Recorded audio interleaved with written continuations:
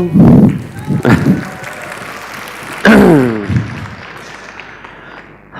morning. Well, thank you very much for having me here. Conferences like this are very important to me because the intersection between education and technology is increasingly important, and there are many different aspects of this. I could talk a lot about the different kinds of things that we're seeing around the world, but I'm just going to hit a few of the highlights. And then at the end, we're going to have time for some questions and answers. So hopefully you get ready with your thoughts, and we can take it from there. So this is a time of year when we're all back to school. I have a 5-year-old daughter who's just gone back to school. I actually love this time of year when the weather starts to get a little crisp, but it's not yet cold. And you know, we have this feeling. I was actually very interested to read about Knowledge Day as a tradition. We don't have this in the US or the UK. I actually think it's a fantastic concept to make a really big deal, particularly in the early years of a child going to school for the first time. Obviously, it is a big deal everywhere, but to have a special day for it that's so well known is really great.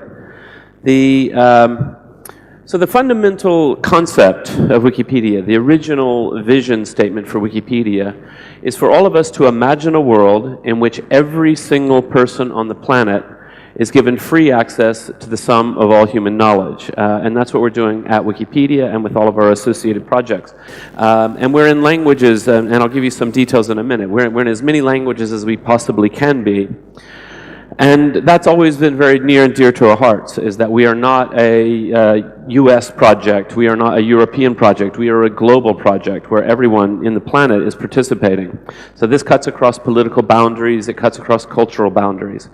We talk about free access. This is something very important to us as well, and I'll talk a little bit further on about the importance of the free licensing and how we actually do things. So just to give you a little flavor here, when we say free access, we mean more than just, oh, it's free, you don't have to pay to use Wikipedia. It means that you're free to take our work and modify it and change it and redistribute it. And you'll see later on how this impacts the way we think about all of the things that we do. And then finally, to the sum of all human knowledge. And what this means is that Wikipedia is not a wide open message board where anyone can post anything. We are something very specific. We're an encyclopedia. Our community cares very deeply about quality, about controlling the content, about making sure that we are summarizing human knowledge and not just mere opinion and not just you know, any kind of crazy thing that people have to write. So knowledge is really a foundation. It's the foundation for all of our societies. It's the foundation for prosperity. Importantly, it's the foundation for peace. One of the things that we know is that a lot of strife, a lot of trauma, a lot of violence in the world comes from people having a lack of understanding. We really, in these incredibly tense times, it becomes incredibly important for us to actually understand other groups of people. What are they thinking? Why are they thinking that? And we need neutral sources to help us understand that. We have plenty of media all around the world who will tell us one side of the story, but what we really want is to integrate, to understand, to have that foundation so that we can all build a better world, build a better society. And connected societies required shared knowledge frameworks. So if we had all completely sort of random things going on all over, that's all well and good, and the internet is fantastic for having lots and lots of projects. But we try to be a bit of a platform, a place where everyone can come together in a systematic way to share knowledge, which can then be spread from culture to culture. And this is a very important part of my way of really thinking about this and looking at the world. One of the things that I've always found slightly irritating, although it has gotten a little bit better, is Wikipedia is always treated as, in the media, as a technology story. So people say, ah, yes, Wikipedia, it's like, you know, Google, Facebook, Yandex, you know, it's an internet technology story. But actually, we don't think of ourselves in that way. Yes, we use technology. Technology is fundamental to the way that our community operates. But we're really about that community. We're about people. We're about people sharing knowledge. And this isn't really a technology story. And in fact, the way Wikipedia is created by a community is a fascinating story. It's a new way of doing things that is really all about people, getting together a lot of really wonderful people who care about the world, who care about getting the facts right, and that's what it's really all about. Every person deserves access. This is something that we think is crucially important. When we think about the world, we think about the innovations that we need to deal with all of the problems in the world, we know that talent is widely distributed throughout societies, that a good idea can come from almost anywhere, but only if people have access to education, have access to knowledge. We want everyone to have that chance to participate in the world of knowledge. And so for us at Wikipedia, what this means is that we have always worked very hard to think about how do we get more people access to Wikipedia? How do we help them deal with the cost barriers that they face? How do we get them to deal? So for example, in China, we've had repeated issues with being blocked in China for long periods of time, which then unfortunately cuts off Chinese people from this great resource. And so we want to make sure that everybody has access. So we do as much as we can to encourage people to allow free and open access to Wikipedia. In terms of the cost, one of the things that's really fascinating is we have this program which we call Wikipedia Zero. And the concept of Wikipedia Zero is we work with mobile carriers throughout the world to offer access to Wikipedia with no data charges. So this has become really important. A lot of people today are coming online for the first time using a mobile device. Mobile devices are getting cheaper and cheaper. But for people, the airtime is still quite expensive, and for students, it may be very difficult for them to access Wikipedia. So we work with the carriers to say, can you offer free access to Wikipedia? And we've been very successful in doing this. I'm going to show you a little video now just to help you think about what that means and what the impact is. And this video came about by having a group of teenagers in South Africa who heard about Wikipedia Zero, and they started an open letter, a petition, asking their mobile carriers to offer Wikipedia. So I'll just show you the video now. I think it's quite nice. We will need the sound, though. To access to Wikipedia for free. It goes as follows. Open letter to Cell C, MTN, Vodacom, and ATA. We are learners in grade 12 at Sinenjong High School, Joslovo Park, Milnerton, Cape Town.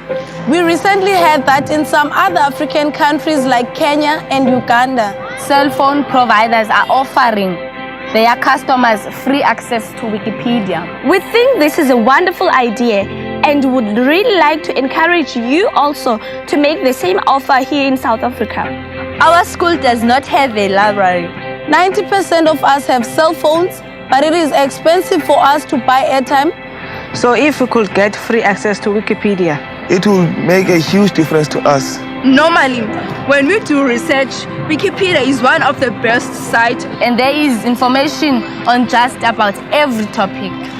think of the boost that it will give us as students and to the whole education system of South Africa. Our education system needs help, and having access to Wikipedia would make a very positive difference. Thank you. Thank you. Thank you. Thank you. Thank you. Thank you. thank you, Thank you.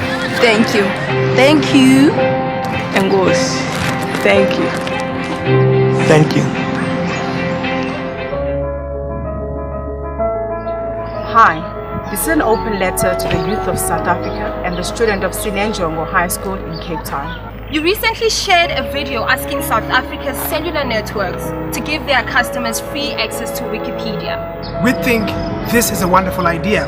We know that many school children in this country don't have access to research material, which can make excelling at school so much more difficult. That's why MTN is proud to be the first South African cellular network to make Wikipedia free.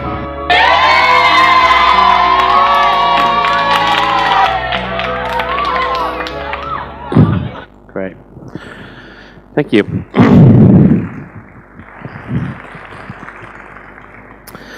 So one of the important concepts in the world is the concept of information versus knowledge.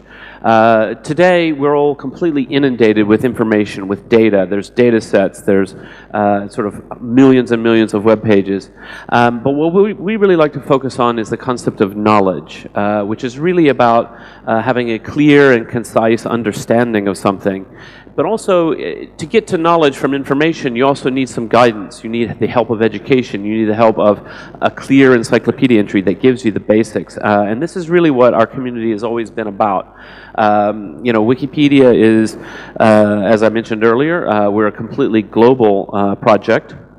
We've been around since 2001. There are now 41 million article entries in Wikipedia, all written by volunteers. This is very important to understand. 80,000 volunteers per month, and we are supported by a nonprofit organization. So we are not like Google, Amazon, Yahoo. There is no Wikipedia jet, and I am not a billionaire. But we try to be something meaningful, meaningful for the world for the long run by being incredibly global. We are in hundreds of languages. There's something like 280 different language projects started. More than 85% of the Wikipedia articles are in languages other than English.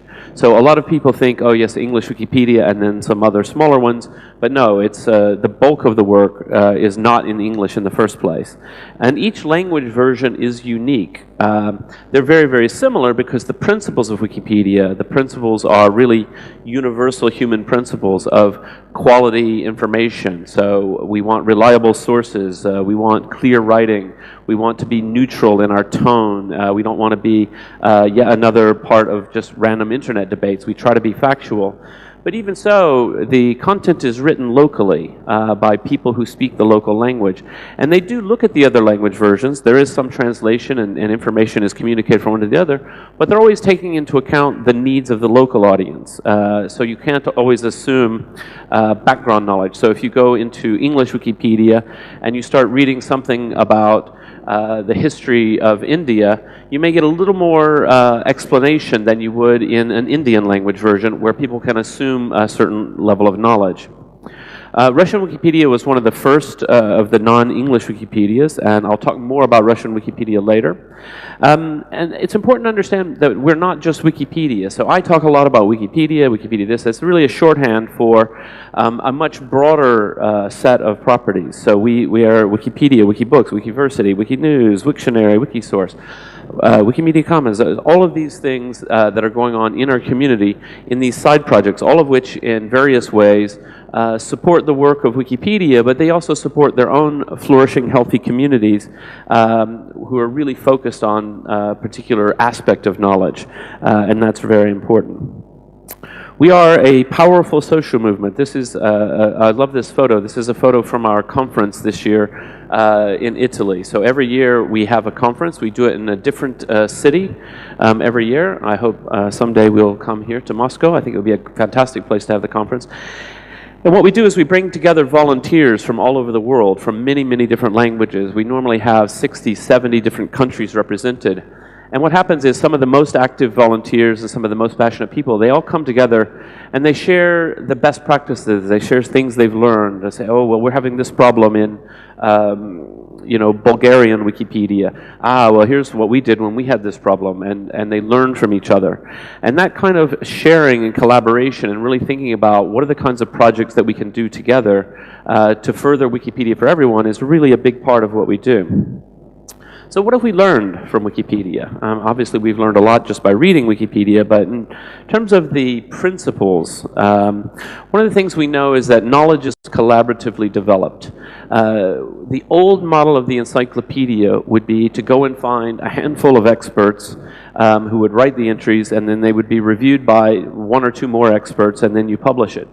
But as it turns out, talent is very widely distributed. And so for us, what we'll have is, we'll have those same experts who always have been drawn to writing encyclopedia entries. And around them, you may have a professor, but you may actually have graduate students in the area. You may have undergraduate students. You may have just people who are hobbyists, who are very interested in a topic.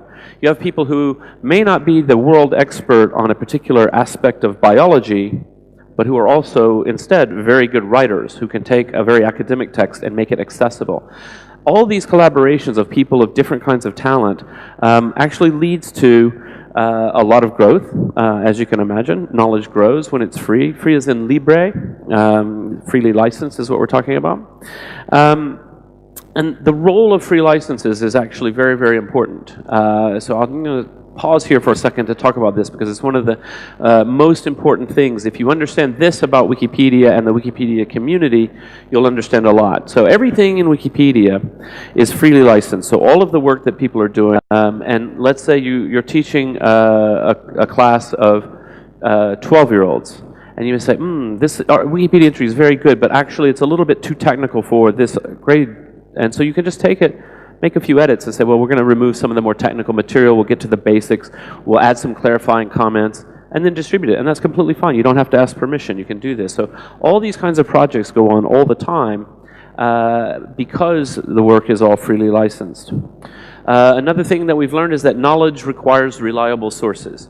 And so at Wikipedia, this has been really one of our fundamentals from the very early days, that you can't just come to Wikipedia and write whatever thing you imagine or think. The community does not like that at all. Instead, there's always this question of citation needed. Okay, so you say this, what is the source for that? This is actually one of the secrets of how we deal effectively with some of the huge controversies of our time. That in fact, we know that different sources will differ, and so therefore what we want to do is to say, look, Wikipedia shouldn't take a stand on the issue one way or the other. That's not our role. Our role is merely to report on what the conflict is. So if you see something in, some controversy, historical controversy about something in Israel and Palestine, Wikipedia won't take a side on the controversy, but it may say something like, after this event, Yasser Arafat said this, and then Ariel Sharon responded that, and different commentators said this and that and the other. So now instead of simply getting one side of the story, you actually should say, okay, now I understand what the controversy is about. I know why different people are saying different things, and then you can form your own opinion about what the truth is, but you can't really form a valid opinion about what the truth is if you don't have the full context of knowledge, and that is really the most important thing. And it turns out that collaboratively built knowledge is reliable. So when we go through all these processes, we've got all these different people fact-checking, double-checking. Anyone is able to raise a challenge. If you see something you think is wrong in Wikipedia, you can go to the discussion page and say, hey, I think this is wrong, and here's the source, and actually this hasn't been considered. And the community will take that challenge, and they will say, okay, let's think about this. This leads to a level of reliability that is really surprising to people. When we've seen the best academic studies about the reliability of Wikipedia, it rivals that of traditional encyclopedias. This is particularly true in some of the largest language versions where we've seen a test of, for example, the German Wikipedia Research Institute did a test and found that it was about as reliable as Brockhaus, which is their traditional, most serious encyclopedia. So this is something that, as we all know, in the early days, you can always make a joke about something being wrong in Wikipedia, and trust me, there will always be things wrong in Wikipedia. It's the nature of research that you always get something wrong. But in general, the quality tends to improve over time, and the community takes it very seriously if there's an error, and they really try hard to fix it. Finally, the concept that local knowledge is global knowledge. This is a very important thing. I always give this example that I think is quite interesting. There's in Norway, there's a town called Bergen, Norway, and in Bergen, Norway, there is a traditional festival every year called Buekorps. And what it is, it's drummers, young boys, maybe 13 years old, and they practice their drumming, and then they have a big drumming competition, and it's 17 areas of the city competing. And they've been doing this for 150 years, and they've got beautiful flags, and it's a big local event. Okay, well, this is a small festival in a small town, and so the local community wrote this originally in the local Norwegian language, and then in a couple of other languages of Norway. So it's in 3 languages of Norway. Then they also translated it into English, and from there it was translated into German, French, etc. And so information, knowledge about this local festival was transmitted outward so that anyone in the world now can learn, well, maybe not anyone in the world, because that article hasn't been translated into 200 languages, but it will be someday. people can learn about this local thing because the efforts of local people to contribute to Wikipedia in their own language meant that the knowledge began to spread, partly due to that free licensing. So coming on to Russian Wikipedia. Russian Wikipedia is the 9th most popular website in Russia. I think most people would understand that because you probably all use Wikipedia. 1.3 million articles, 10,000 monthly active editors. It's also the most popular language Wikipedia in 10 other countries, and we see this actually happen quite often. Russian language, of course, is a large language. It's a regional language. And in many countries where they also speak another language, Russian Wikipedia is so huge, people still use it more than their own language Wikipedia because their language is too small and it doesn't have all the information that they want. Globally, Russian Wikipedia is the 7th largest Wikipedia. But this is actually a bit misleading. It is actually bigger than that, bigger than you would think, because it's the 7th largest. But we have a measure that we look at what we call depth. So the depth of a Wikipedia helps us to say, of the entries that are written, have they been collaboratively edited by a lot of people? And that is, in Wales, it's very common. However, it's something that people feel very passionate about. It's their mother tongue. It's the language of their grandparents. People love to do some work in their mother tongue to preserve those local culture elements. And this is a fascinating thing that's going on all around the world, where people are really very passionate about a language just because it's beginning to die out and they just want to take some care for it. So in the end, it's all about community. It's all about the people in Wikipedia. And I'm going to talk a little bit about some of the projects that the local community here in Russia have undertaken. So one of my favorite one is Wiki Voices. And this is a good example of how the free licensing and our free knowledge approach works.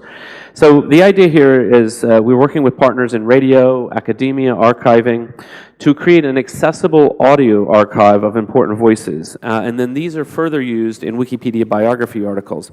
So we have an example of an advertisement of gramophone records with the voice of Leo Tolstoy, which has now been archived in Wikipedia. The transcription is there. And then this can be used throughout all the different language versions of Wikipedia so that you can click and you can hear a little snippet of Leo Tolstoy talking with children. Well, now, of course, he's speaking in Russian, so if you don't speak Russian, maybe it's not so useful to you, except it's interesting and it's history and it's part of preserving culture and sharing culture worldwide. And projects like this are, I think, incredibly important. Even more accessible than audio is photographs. And so we've had this photo competition called Wiki Loves Monuments. It's been recognized as the largest photo competition in history.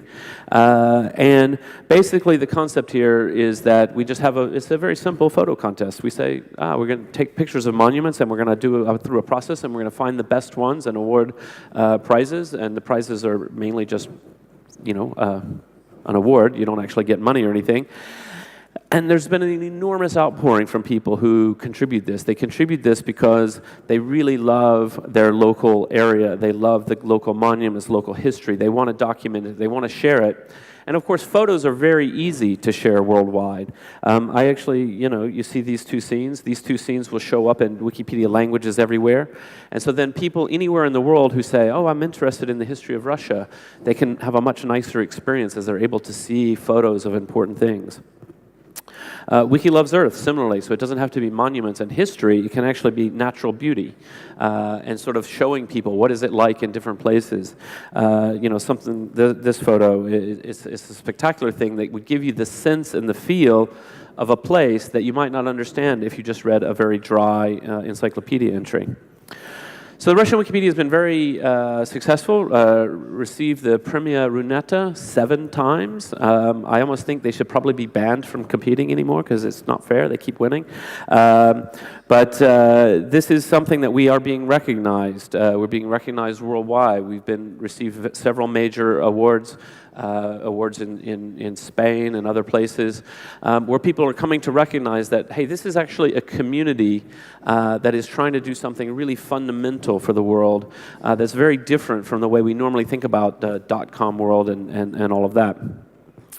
So what this is about is building this enormous storehouse of knowledge. And one of the most important things about this is the people. We need more people working in Wikipedia. We need more volunteers. We need more academics. We need more students, people who can come and learn about, not just about the knowledge that we are offering, but to learn about how to join the global project of building this fantastic knowledge resource for everyone. The future of knowledge belongs to you and to me and to everyone. And so we thank everyone for their support. Thank you. So they didn't give me a timer up here, and I don't have a watch, and I turned my phone off, so I have no idea how much time I have. But we have time for questions, and I trust that someone from the organizers will just yank me off stage when my time is up. In the meantime, we can do questions. So we've got volunteers with microphones. I see someone over here, very urgent. Yeah, here. Yes, very good. Михаил Кларин, большая российская энциклопедия, Совет директоров. Скажите, как вы видите перспективы сотрудничества Википедии с российской энциклопедией? Это серьезный пул знаний. Спасибо. I don't have any method of translation.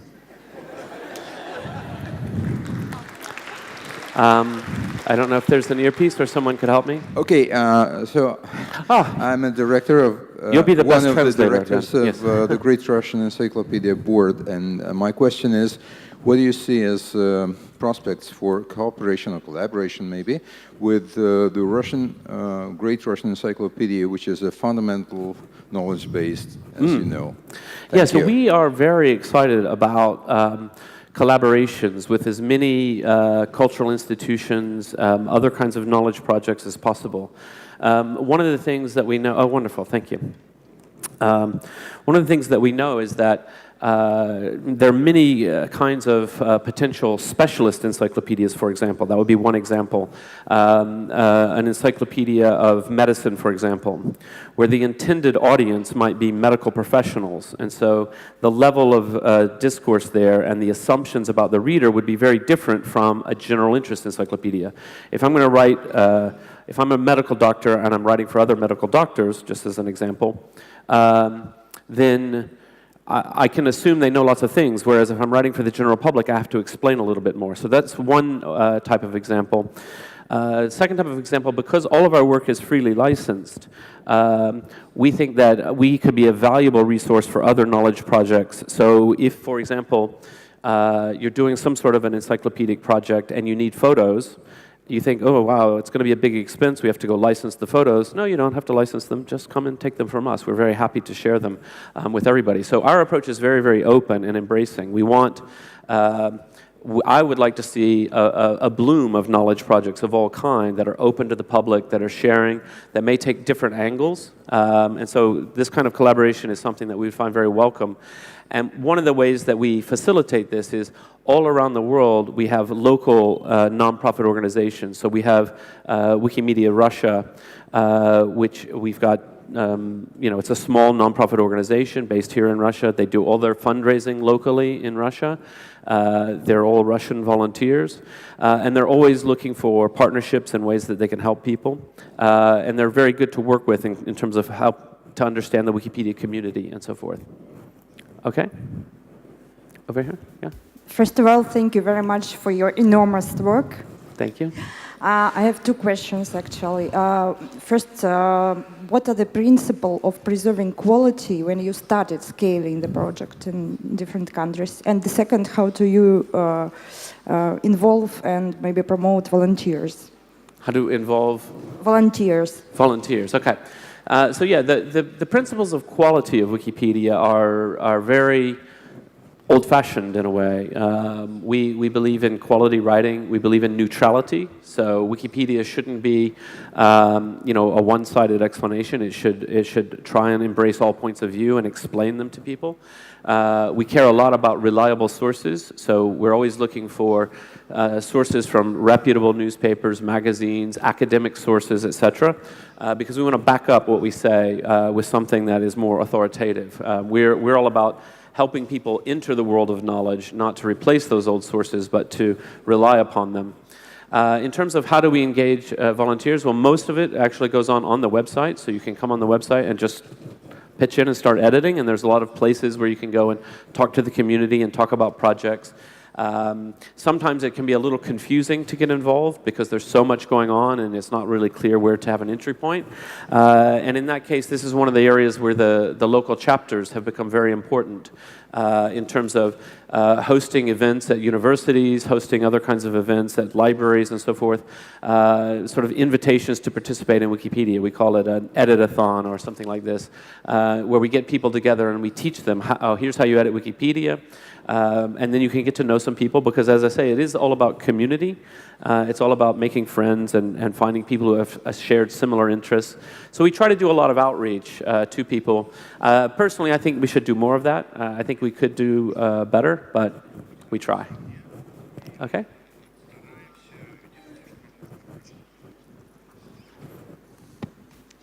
Здравствуйте, я Юлия. Научно-популярный журнал «Наука и религия».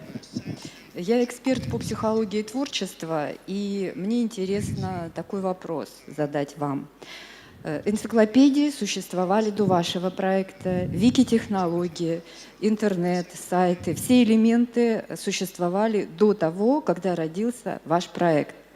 Вот мне было бы интересно узнать, как инсайт случился, какая-то предыстория к рождению вашего проекта. Спасибо.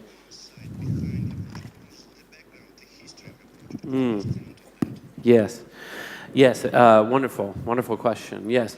So you're absolutely right. So all of the elements that you would need to create Wikipedia existed, all of the elements existed 6 years prior. So obviously web browser, web server, database, even the concept of wiki, website anyone can edit, was created 6 years before Wikipedia. And obviously the concept of encyclopedia is now, hundreds of years old. And so during that 6 years, anyone could have started Wikipedia 6 years earlier. Sometimes I think, I should have started earlier. But in fact, we didn't really understand how to do it. And so prior to Wikipedia, I had a project called Newpedia, which was the same vision, free encyclopedia for everyone in the world in their own language. But I didn't understand how to work with the community online. And so what we did is we started a very academic, very old-fashioned 7-stage review process to get anything published. It was very intimidating for volunteers to get involved, and it failed. It failed because it didn't really take into account the new medium and how you can engage people in the new medium. And it didn't take into account the idea of small incremental improvements. Finally, with the launch of Wikipedia, we went in a completely different direction. Rather than having a model of a gatekeeper who decides who can write what and when, we went to a model of accountability where everyone can see what you've done and you can have a discussion about it and you can constantly be improving. So in the old model, it was very intimidating. Let's say you wanted to write an entry about someone who won a Nobel Prize in economics.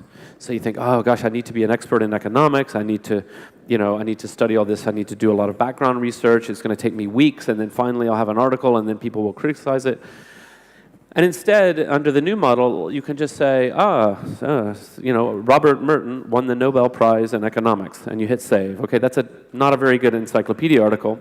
It's correct, it's true. And then somebody comes along and says, yes, okay, is that really true? They can say, okay, I looked it up on the Nobel website, so I can give a reference. Oh, here's the source. Oh, well, what did he win for? Oh, he won for his work in option pricing theory. Okay, so someone can add this. And then later, someone who is an expert in the field can come and say, oh, no, but this isn't explained very well. I can make a better explanation of what his work meant and its impact and so on. And so slowly but surely, you start with something this long, and it grows and grows and grows. And it may have some errors in the early days, but those get improved and so forth. It was a completely different model of live, incremental, collaborative editing that really made all the difference. But it did come about over time. The failure of Newpedia was in some ways necessary. We had to try it the old-fashioned way to really be able to think about, why is this not working? Oh, people need a smaller way. People need a way to just contribute a little bit at a time, and then everyone can chip in together. So it is quite a fascinating story. Okay? И, уважаемые коллеги, секунду внимания, следующий вопрос будет последний. У нас очень плотный график сегодня. Пожалуйста. Московская технологическая гимназия 1540. Московская технологическая гимназия 1540. Как вы думаете... Московская технологическая гимназия 1540. Как вы думаете, перестанут ли существовать школы? Could we repeat it one more time, translator?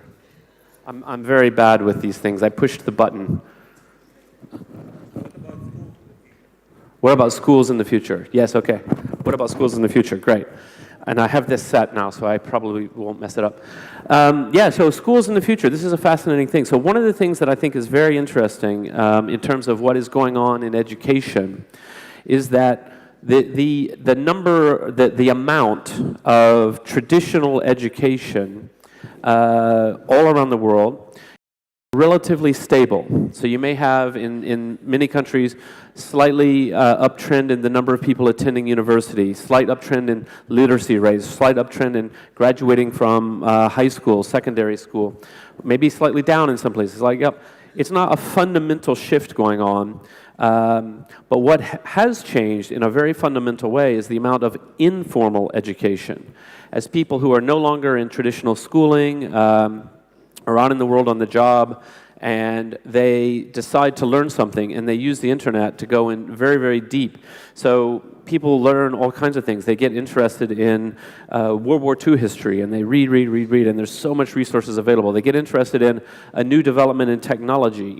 Recently, I got interested in CRISPR, which is the new gene editing technique. I know nothing about biology, but I was able to actually learn. I actually was able to learn quite a bit because all the resources are online for me to go through. I can do an online biology course. I can read in Wikipedia and so forth.